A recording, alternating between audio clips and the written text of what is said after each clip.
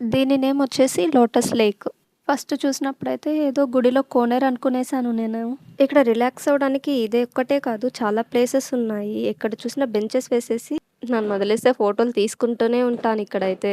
Phone అంతా photos, వీడియోస్‌తో నిండిపోయింది మరి. ఇదొచ్చేసి సెంట్రల్ లైబ్రరీ అనమాట. ఆ పాండ్ వెనకే ఉంటది. వెళ్ళిందే కానీ చదివిందేం లేదు. జస్ట్ లా ఒక లుక్ ఏసుకొని వచ్చేసాను బయటకి. చాలాను తెలుసుకోవచ్చు. ఇది ఇంకొక పాండ్.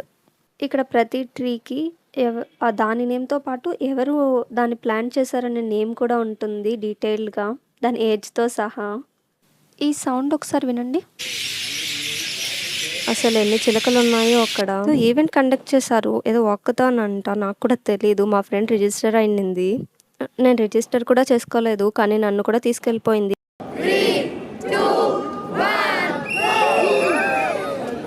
2 ½ కిలోమీటర్ నడిస్తే